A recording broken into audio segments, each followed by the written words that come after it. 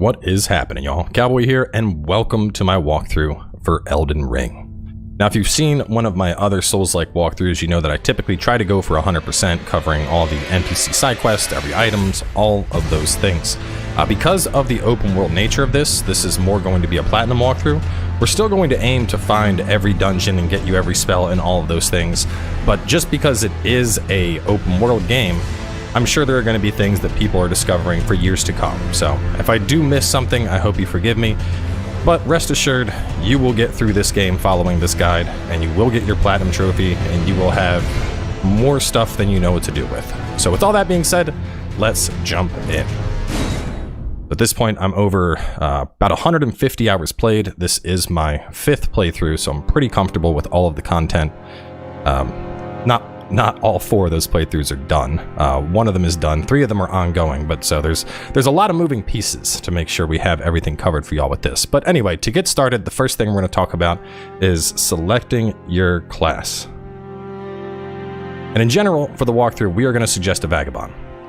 Now, briefly, just to go through them, Vagabond is going to be quality scaling weapons. It means weapons that scale off both your strength and dexterity.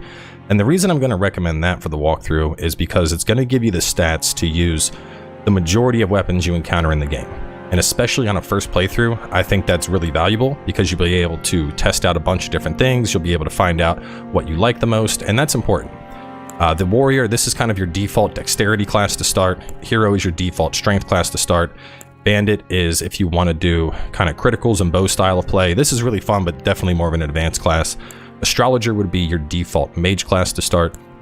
Prophet, your default faith class to start. Samurai is another dexterity based class, but this one you're going to have some bleed because it has the Uchi.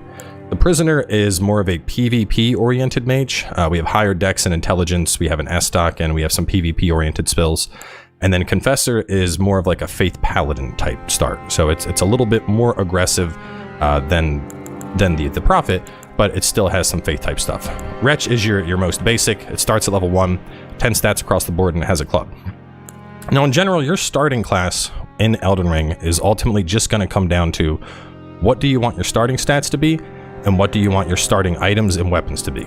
Once you get to endgame, almost nothing here is going to be relevant because your stats are going to be all over the place. So, you know, pick whatever class you're comfortable with. If you want to start with the axe, but you think you might end up being a mage eventually, then go hero. If you know 100%, I want to be a mage, I want to cast spells, then go astrologer. There is literally no wrong way to play this game, and regardless of what class you pick, you'll be able to get through it. So, my recommendation is the Vagabond, just because this is going to give us a 14 strength and 13 dex, which means there's going to be a variety of weapons that we're going to be able to use.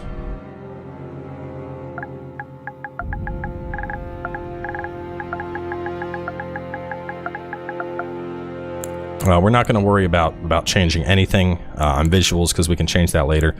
Now, as for our keepsake, 100% I would recommend Stone Sword Keys. The Crimson Amber Medallion isn't worth it. You level up your Vigor like once, and you're getting that bonus. Lands Between Rune isn't worth it. We're going to be showing you already at runes. Golden Seed, also not worth it. I've told a lot of people saying that they, Golden Seed is the best. By the end of the game, you're going to have like 10 extra golden seeds if you've done all the content. So having one more at the start is really irrelevant, especially because I'm going to be taking you around and snatching up like 7 or 8 of these right at the start of the game. So I would not suggest that. We can buy these from a merchant. We can find these and buy these. Nothing here is really needed except for Stone Sword Keys. And the reason for that is that these are consumables that are going to open various like fog rooms throughout the world that usually have unique treasures. And you can find them all throughout the world. You can buy them from merchants. But if there's one thing you can never have enough of, it's keys that open doors hiding loot. So Stone Sword Keys for sure. Do whatever you want for your look. Like I said, we can change that up a little bit later, so I'm not all that worried about it. And we're going to jump in.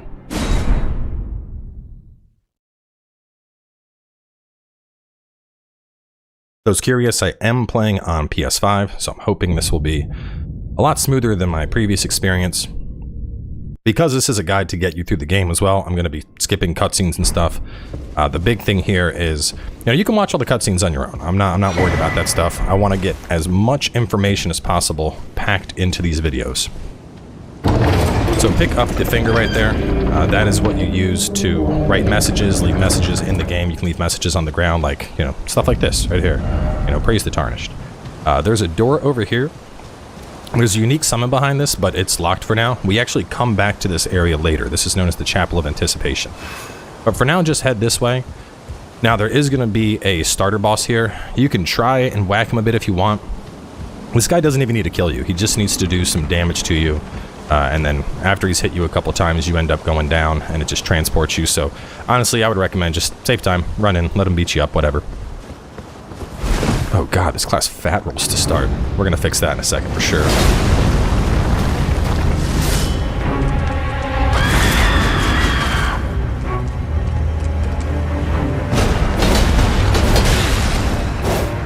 If you do manage to beat him there, you get his sword and shield, but like I said, we can come back here later. So, you know, don't worry about it. We're going to get those weapons in this playthrough, but ultimately they're kind of irrelevant early on, so it's not really anything to worry about.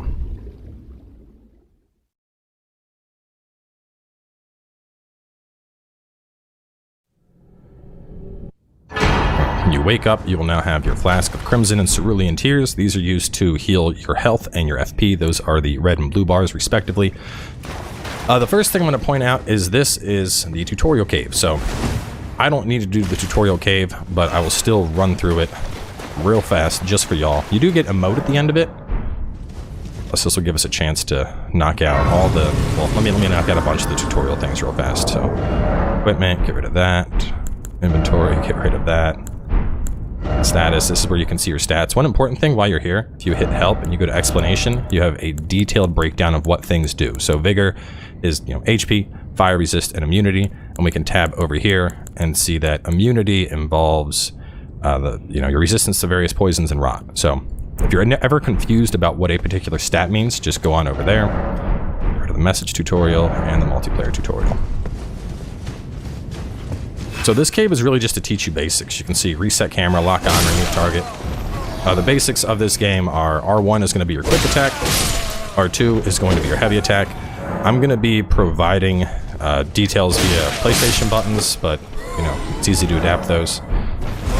Your R1 is going to block when you hold it. If you tap it like I do, you get the iconic Souls jiggle. You can do this with lots of things.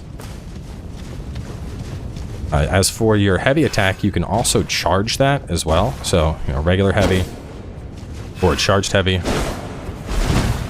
Charged heavies in general are really good. They're going to do a bunch of stagger buildup on enemies. And one of the things that's really nice about Elden Ring that they kind of pulled from Sekiro is if you played Sekiro, you know that you can do enough damage to enemies to where you're able to... get rid of this guy. Stop it. You can do enough damage to enemies where you basically get a death blow. And we have something similar to that here. We're able to posture break enemies now. So right there you saw me two-handing a weapon. Two-handing is great to get through shields, but there are a couple other things you can do to get through it. One of them is going to be the counterattack. To do that, you want to block. After a weapon bounces off, then you're going to hit your heavy attack, R2, to do that counterattack. Now that's really strong, but keep in mind that you're really going to want an attack to bounce before you go for it. But getting it will do that stagger break like you saw right there.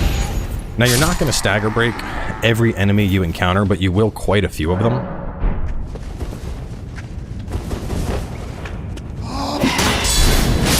So that one ended up dying. But yeah, stagger break is really fun, but to be honest, I would not worry about doing it unless you have a great shield, because the big thing is you can do that as soon as something hits your shield. Even if it's like an arrow that hits your shield, you can go into that attack. But if the enemy hasn't bounced off, they could be doing a 1-2. So you'll try and go into that counterattack animation and you'll just get smacked in the face in the middle of it, which is why I think it's better to play that and do that play style when you are doing great shield style play. But some other things, when you jump, you have a jumping heavy, you have a jumping light attack. The jumping light attack in general is usually a sweep type attack, whereas the jumping heavy is going to be a straight down. In terms of doing that stagger break that I talked about, we have a couple things that are really good to get that. Your jumping heavy attack, your charged heavy attack, and your counter guard. Those are going to be the main things that you should use to get those attacks off. See, doing it too early, you'll get booped. We need him to bounce. So you can see right there, he didn't have the bounce, and I was still able to get that counterattack. But what you'll notice is he went into an animation there to try and hit me. You know, the fact that I got that counterattack, it worked out there, but very frequently it won't. So in general, I would suggest you have an enemy bounce off if you're going to use the counterattacks. There is not one right here, but these trees in general, every time you see these out in the world, they're going to have a seed. So just keep your eye out for those as you play and run around, and that's how you get most of your seeds.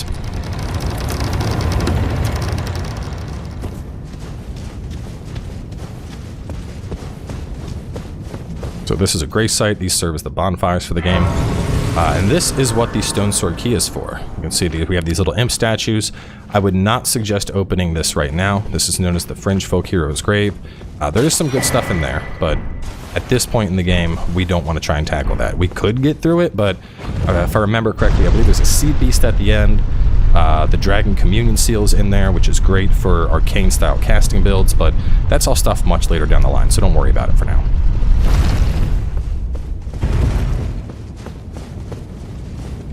Got the multiplayer item, and here we are out in Limgrave. So first thing we're going to do is head on over here, hit the Grace, and we're going to talk to Varl. Now this guy is related to a pretty interesting quest line. In general, anytime you meet NPCs, I would suggest talking to them until they've exhausted their dialogue, because you usually can't advance quests unless you've advanced dialogue completely. Are you familiar? You may also that. It will leave even if it. Like I said, this is a walkthrough. I'm not going through all the dialogue. You know, I want y'all to enjoy the lore and whatnot in your own playthrough, but we got a lot to cover. So go on over here. This is going to be the summoning pool. This is super useful. It basically sends your signs to a bunch of areas nearby, so just a higher chance of finding people to fight or finding people to co-op with. Now we have the Tree Sentinel right there. Ignore him for now. You can try and fight him. I wouldn't recommend it. We're going to run straight on over to the church, which is just up ahead.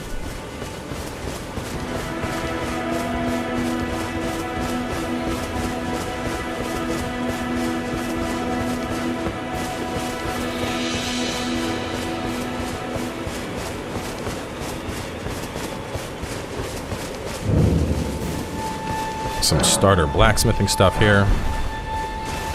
Talk to this merchant. There's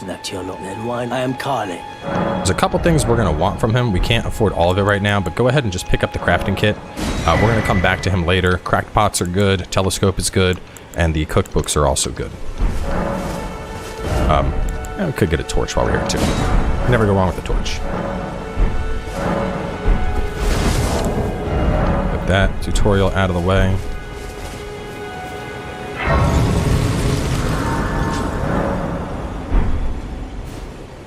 Now, since this is going to be a quality build, one of the first things we're going to do is, well, we don't have any, but we're going to have mainly all healing. It might be worthwhile to have one blue just for doing summons and whatnot, but I wouldn't go past that. If you're doing a casting build, you're going to want more of the blue flasks, but that's a different story. So quick breakdown on our stats and our priorities here for this character.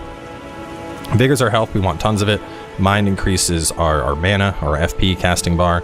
We're not going to need a lot of that here. Endurance is our stamina and equipment weight. We need lots of that. Strength and dex are our two main stats.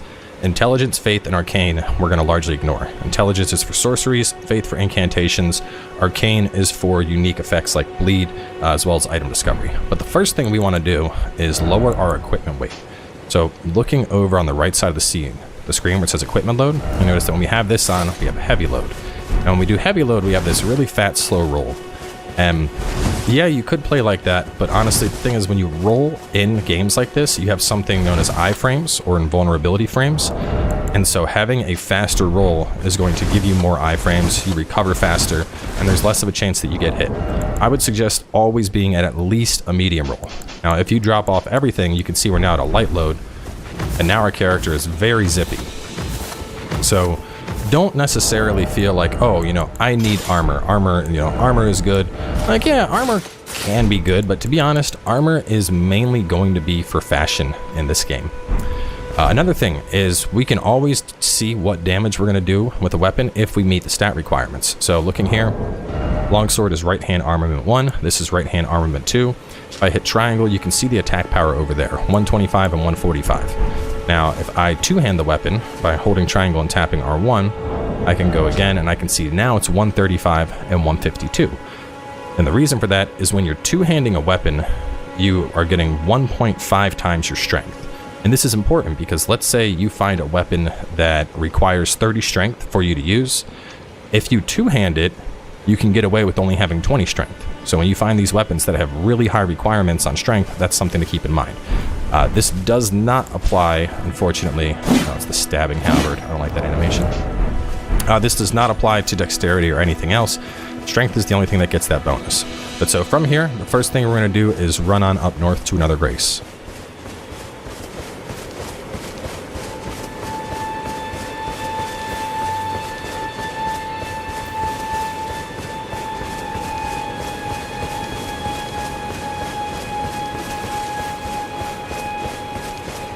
You can kill these dudes if you want, but I would suggest just ignoring them for now. More than anything, we want to get access to our horse and access to our maiden.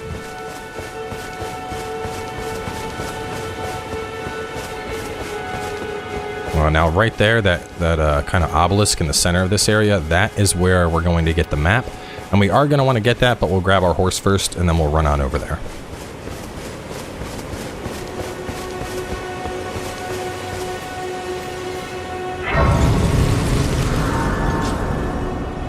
So go ahead and race at this grace site. And our maiden's going to show on up. You're going to talk to her, run through her dialogue, and accept. I can play turning to 80. You need to the foot. This is how you level up. If you say refuse, you're not going to level up. So don't do that. Use it. It will some torrent to treat him with.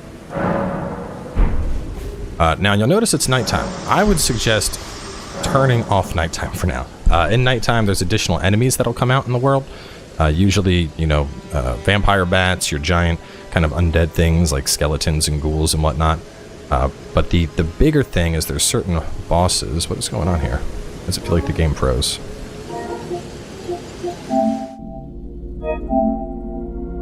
Awesome. Gotta love it when things freeze mid-walkthrough. But like I was saying, nighttime, aside from those changes, there are also unique bosses that will only appear at night. And we're going to be covering those, but right now we have just started. We don't have any levels. I would suggest not fighting those things yet. So we're going to transition things back to either morning or daytime, I guess whatever color palette you prefer on the world. And then we're going to do a quick loop running around grabbing a couple different things now that we have our horse.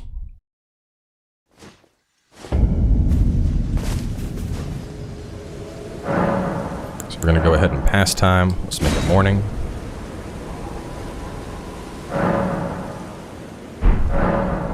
And now that we have the waifu and the ability to level, well, first thing I like to do is this. We're going to go to equipment here. Right over here. Let me remove that. I don't like having that on. On the down slot, I like to put my horse. No, that's weird. It didn't save that I had talked to her. Well, that's okay. We can fix that real fast. Go talk to Melina. Have you then it summon me. I bequeath.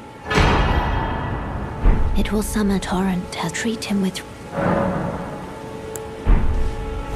There we go. So back to where I was. These are the pouch items, and this basically gives you a secondary set of items. So your normal items, you hit down to cycle through them, and then you're going to hit square to use them. With this though, when we hold triangle, it pulls up an alternate set that we can hit using left, down, up, and right. In general, you can tap it, so like if I just triangle and down, like you didn't even see the menu pop up, but you'll see that I now have my stuff. So real fast, we're just going to grab this thing. We're going to grab two graces actually, and we're going to warp. So snag this. Since they didn't aggro me, I'm going to go ahead and warp down here. Actually, it would have made sense to just... Okay, night again. So go ahead over here. Talk to Ronnie. I was entrusted by torrents. She's going to show up after you have access to Torrent, and she's going to give you the spirit calling bell, which will let you summon spirits. You can't summon them everywhere, but there are a lot of places that you can summon spirits, and it's going to really help with boss fights. So talk to her until she disappears. Go on and put your spirits on. I like putting my spirits on my left and right. So put that on, Lone Wolf Ashes. Let's see. Got map. Okay, so now we're going to warp back over here, and you can see the map has been unveiled from us grabbing that thing in the center of the Gatefront Ruins.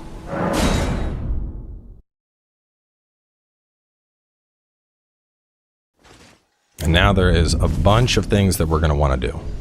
We're going to do a quick loop here. Once again, we're just going to pass time so it's not nighttime. And don't worry about this, we're going to clear all this stuff, but the first thing I like to do is we want to unveil a bunch of different things on the map. So we're just going to ride on through. Ignore that little shiny for now. This guy's going to jump down and try to smash you. What we're doing right now is getting you basically some starter type stuff. So we're going to get you set up with a easy farm. We're going to get a lantern. We're going to get a couple graces, maps unlocked, extra seeds for more healing. All of those goodies. So we have a golden seed right here. After that, we're going to turn to the right. And right here in this field, we're going to grab this. That's another smithing shard to upgrade with. After that, we head north again.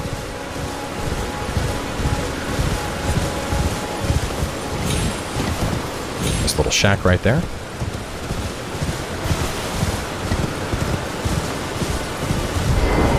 We're going to talk to that NPC, but first, grab the stone sword key. Go on and talk to her and burn through her dialogue. Everyone only to have. Did you know it's quite a Get an emote. You're willing to make me and heading to Stormvale Castle. Enticed by, well, that may. But I don't have your. It's scary, you know. I want to on nothing. Just keep talking to her. I know. Can you take? She's going to give you spirit jellyfish, who's quite nice. And it'll be glad. It was a pleasure to. Oh, tell them I love and finally get. It was a pleasure. Oh. Okay, so her dialogue's done. Do not miss this. You actually need that jellyfish summon for a puzzle later in the game. So go on and grab the grace. And after she moves to the main hub, she's actually going to drop a seed. So we're going to be picking that up later, but just keep in mind there's going to be a seed here. So after that, we're going to go east for the War Master. I'm going to mark some stuff. We want to go pretty much right here. And as we're running, if you see anything in the field, pick it up. These little skulls, when you run over them with your horse, they'll crack.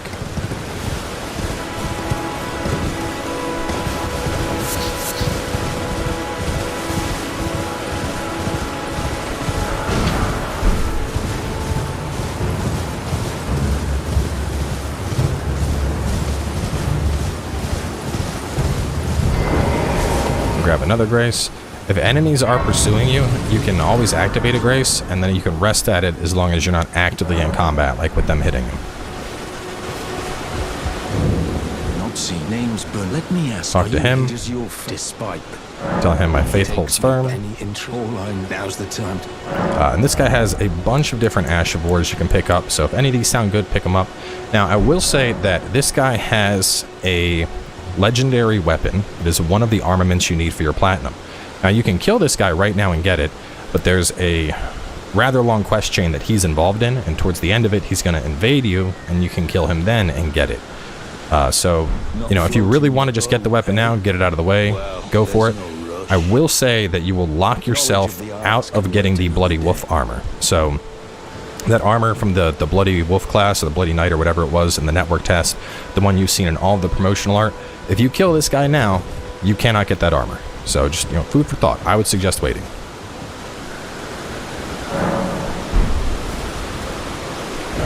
Okay, so do that. Then we're going to go this way. And then we're going to go this way. So what we're going to want to do here, we're getting some quick upgrade mats. We're just going to head south.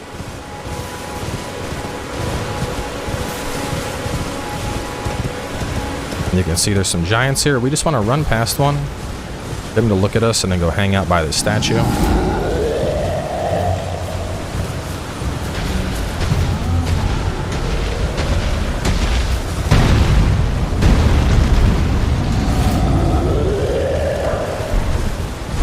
then we're going to run on over to that other marker. Drive-by loot thief.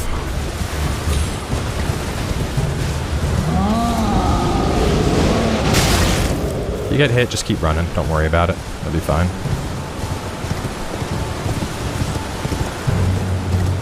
There's an item in this camp right here, but these guys can overwhelm you, so just be a little careful if you're going to snag the exalted flesh.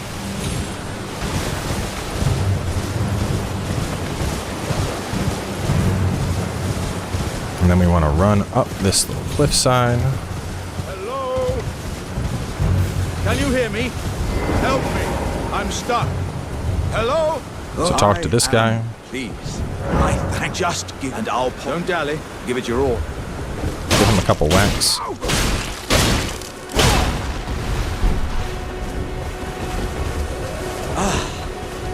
Well played, good sir. Well played. Oh, that mighty wallop of yours almost... well, aye. Once again, pleasure is mine. I journey to the east, and beyond these lands, and upon their southern... I'd heard with doesn't... I'm heading to Redmane Carter, I've heard. Alright, so we have run through his dialogue. There is fall damage in the game, but it's deceptive, so the best piece of advice I can give is you're going to have to get a feel for how far you can go with your horse. But at that point, we're going to rest right here.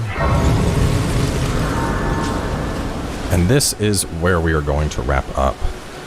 So, to give you an idea of where we're going to move forward from here, in the next episode, we're going to swing through this region, and we're going to swing through the region right below here, just to grab some more items. After we get all of those things, then we're going to actually start hitting Limgrave properly and knocking out all the stuff here. But what we're going to do in the next episode is really get what I would consider to be an ideal start to the game. So, I know you want more. Don't worry. It's coming. Stay tuned, and I'll catch you in a little bit.